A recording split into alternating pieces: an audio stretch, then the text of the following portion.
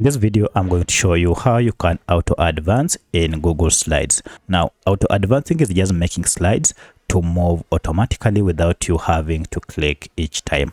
If you found this video helpful, I'll kindly request that you support me by liking the video and also by subscribing to this channel. To auto advance in Google Slides is pretty simple.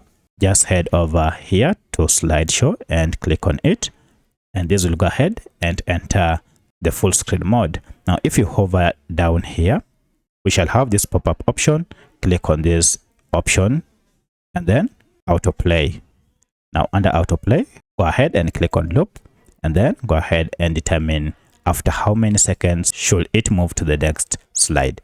For my case, I want to leave it at 4 seconds. And now click on the time. I'll click on 2 seconds and then go ahead and click on play.